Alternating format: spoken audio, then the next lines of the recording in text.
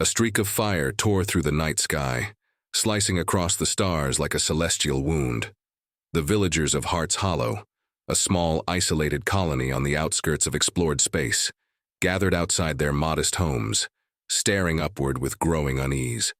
Whispers passed through the crowd. "It's a bad omen," muttered old Reuben, gripping his cane tightly. Ethan Cross, a young mechanic with grease-stained hands and a reputation for curiosity, watched in awe as the fireball disappeared behind the dense canopy of the surrounding forest.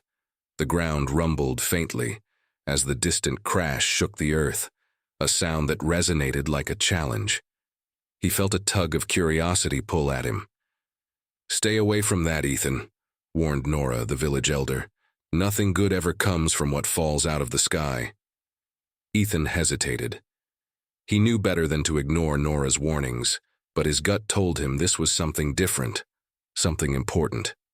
Without a word, he grabbed his utility pack and flashlight, ignoring the nervous protests of his neighbors as he made his way into the woods. The air was thick with the smell of burnt ozone and charred vegetation as Ethan navigated the dense undergrowth. The forest was alive with alien sounds, the distant calls of nocturnal creatures, and the crackle of flames from whatever had crashed. The faint glow of firelight guided him as he approached the source. When he arrived, the sight was more astonishing than he could have imagined. Nestled in a smoking crater was a sleek metallic craft, its surface shimmering faintly with an otherworldly light. The ship, or what was left of it, bore no resemblance to the utilitarian designs of human vessels. Its curves were organic, almost alive, and strange glyphs glowed faintly along its fractured hull. Ethan's breath caught as the ship's hatch hissed open, releasing a plume of vapor. He instinctively ducked behind a fallen tree, his heart pounding in his chest. A figure emerged, crumpling to the ground with a pained groan. Cautiously, Ethan crept closer, keeping his flashlight off to avoid drawing attention. What he saw took his breath away. The figure was unmistakably alien. Tall and elegant, her skin shimmered like liquid gold under the faint moonlight, and her elongated limbs moved with a grace that seemed almost unnatural. Her features were sharp and regal, her eyes a piercing shade of violet that glowed faintly even in the dim light. She was dressed in torn, ornate armor, marked with a symbol Ethan didn't recognize. Blood, dark and iridescent, dripped from a wound in her side. She turned her head sharply, her glowing eyes locking onto Ethan as if sensing his presence. He froze, unsure whether to flee or speak. Before he could decide, her voice, soft but commanding, broke the silence. "Help me," she said, her words strangely accented but understandable. Ethan's first instinct was to run. This was no ordinary crash victim, and he had no idea what kind of trouble she might bring. But as he looked at her, vulnerable and clearly in pain, something deep within him stirred. Ignoring the voice in his head screaming at him to leave, he stepped forward, raising his hands to show he meant no harm. "Easy now," he said cautiously. "I'm not here to hurt you." The alien, Queen Zivana, though he wouldn't learn her name until later, studied him for a moment, her expression a mix of suspicion and desperation. Then, as if satisfied, she relaxed slightly, though her posture remained tense. "You must help," she repeated, her voice strained. "They are coming." Ethan didn't know who they were, but the urgency in her tone was enough to spur him into action. He knelt beside her, quickly assessing her injuries. Her armor was scorched and cracked, and the wound on her side looked serious, though unlike anything he'd seen before. "This is going to hurt," he warned as he reached for his first aid kit, pulling out a sterilizer and some bandages. Zivana flinched as the sterilizer hissed against her wound, but she made no sound, her expression steely. "Why? Help me?" she asked, her voice weak but curious. Ethan paused, considering the question. He wasn't entirely sure himself. Perhaps it was simple human decency, or maybe it was the challenge of doing something no one else in the village would dare. "Because you need it," he said simply, finishing the makeshift bandage. "And because I'm the only one crazy enough to do it." Zivana regarded him for a moment, then gave a faint nod, her regal demeanor faltering as exhaustion overtook her. She swayed, and Ethan caught her just before she collapsed. "All right," he muttered, shifting her weight onto his shoulder. "Let's get you out of here before they show up." The journey back to the village was grueling. Zivana, though slender, was surprisingly heavy, and the uneven forest terrain didn't make things any easier. Ethan's muscles burned, but he pressed on, driven by a mix of adrenaline and determination. When he finally emerged from the forest, the sight of him carrying the alien queen caused an uproar among the villagers. They gathered around, shouting questions and demands. "What have you done, Ethan?" Nora demanded, her face pale with fear. "You've brought danger to us all." "She needs help," Ethan said firmly, pushing past the crowd, "and I'm not leaving her out there to die." The villagers protested, but Ethan ignored them, bringing Zivana to his workshop, a sturdy, reinforced building on the edge of the settlement. He laid her down on a cot, checking her pulse to ensure she was still alive.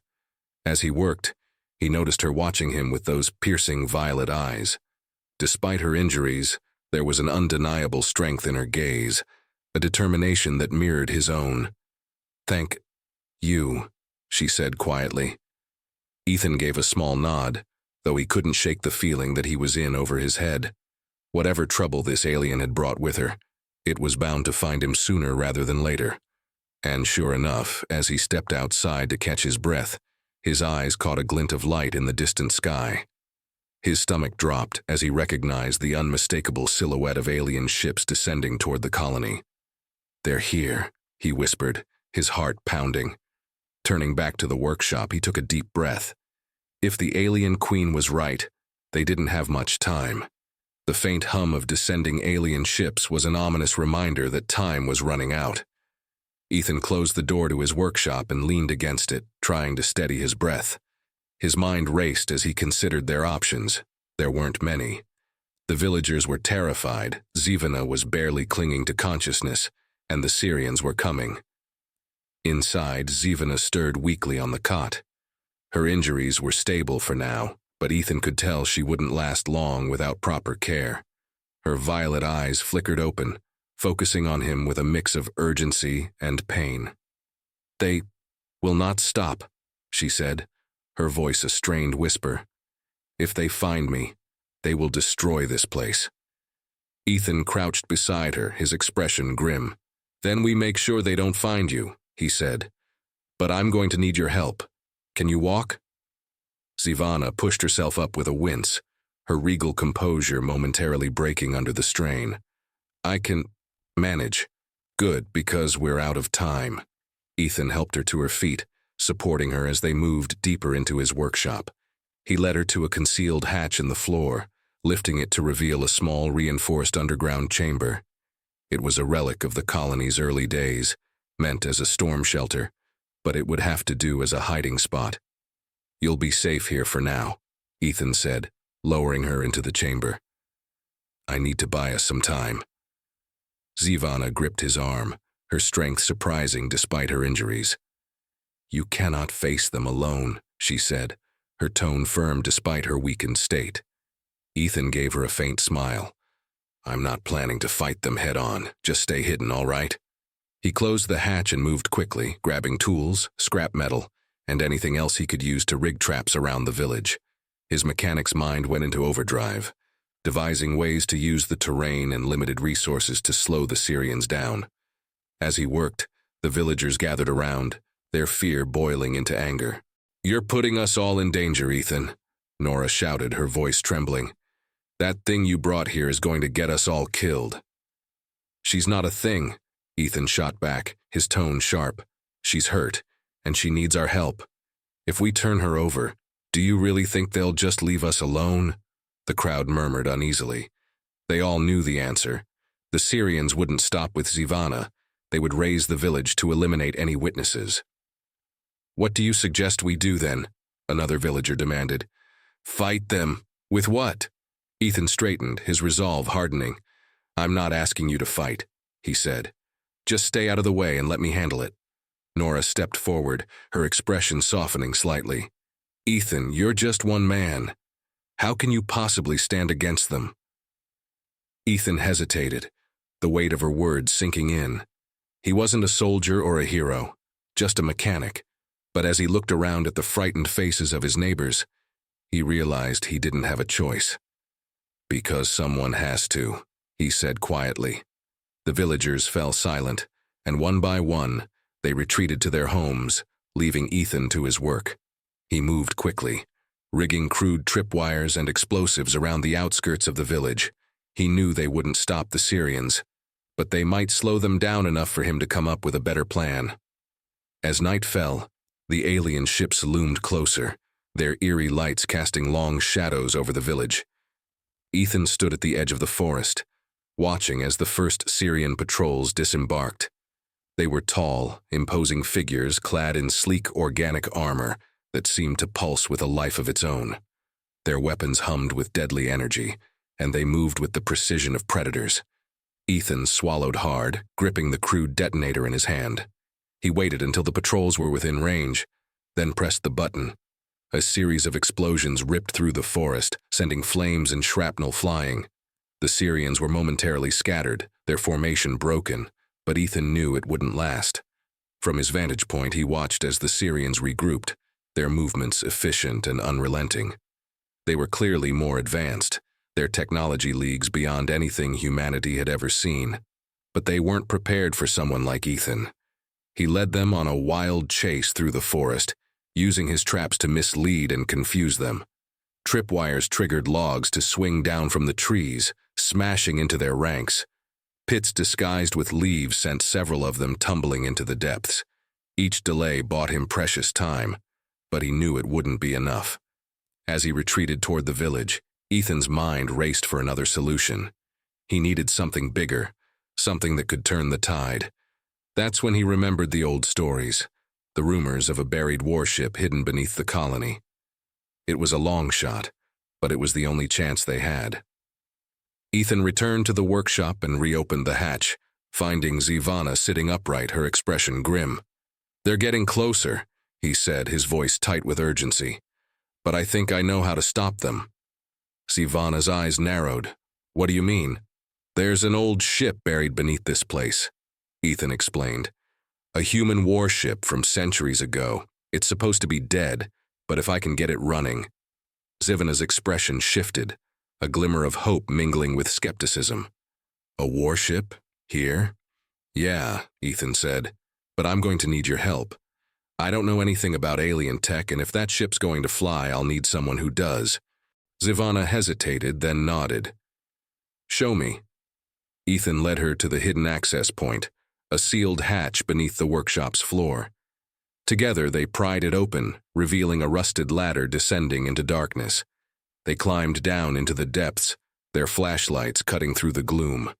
What they found was staggering. The warship was massive, its sleek hull covered in centuries of dust and decay. But even in its dormant state, it exuded an aura of power.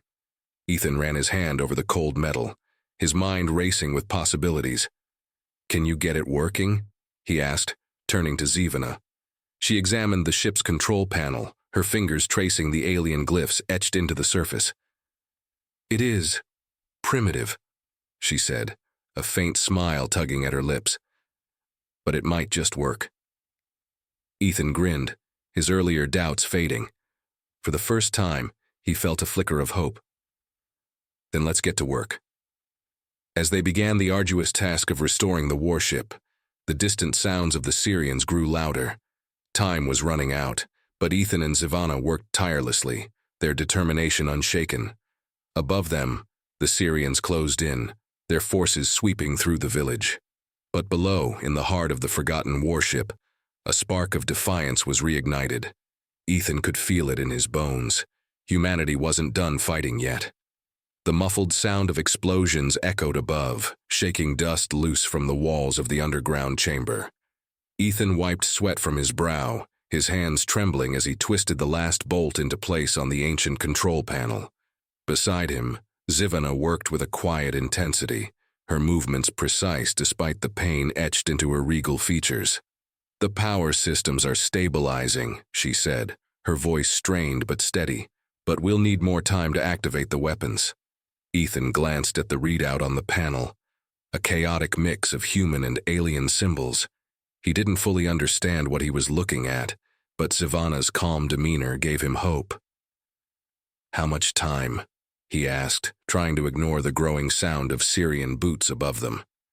"Minutes," she replied. "Maybe less if you can reroute the auxiliary circuits."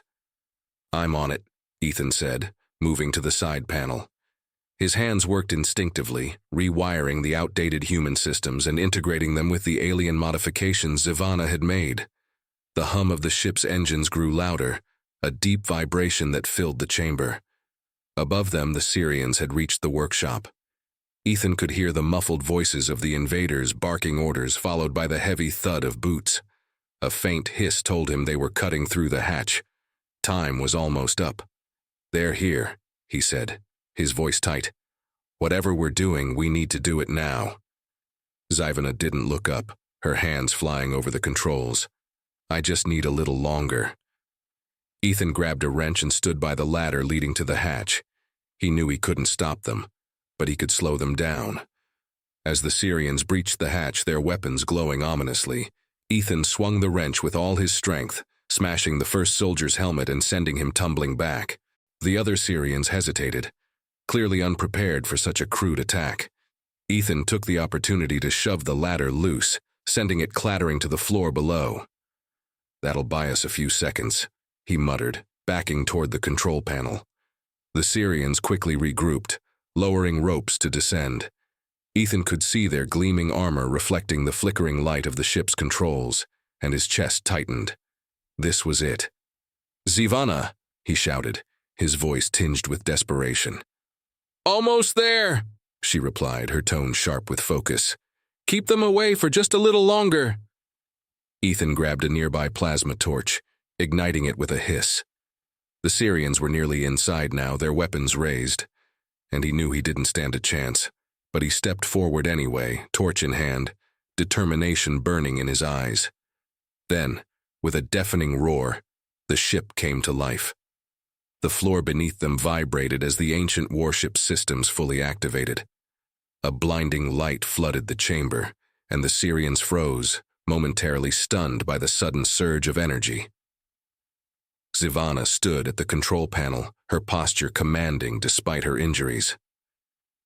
"Ethan," she said, her voice resonating with authority, "get to the weapons station." Ethan didn't need to be told twice. He ran to the console Sivana had indicated, his hands flying over the controls as she shouted instructions. The ship's main weapons systems began to hum, their dormant power slowly awakening after centuries of inactivity. The Syrians recovered quickly, opening fire with their advanced weapons. Energy bolts ricocheted off the ship's interior, narrowly missing Ethan as he worked. But the warship's defenses activated just in time, an energy shield springing to life and deflecting the onslaught. "Shields are holding," Sivana said, her voice steady despite the chaos. "Weapons are ready to fire." "Then let's give them a taste of human ingenuity," Ethan replied, a fierce grin spreading across his face. Sivana pressed a series of glyphs on her panel, and the ship's main cannons roared to life. The first blast obliterated the Syrian ships outside, the explosion sending shockwaves through the ground. The invaders still inside the workshop faltered, their confidence shaken. Ethan seized the moment, activating the ship's external defenses. Automated turrets emerged from hidden compartments in the hull, cutting down the remaining Syrians with ruthless efficiency. The once unstoppable force was now in full retreat, their numbers decimated.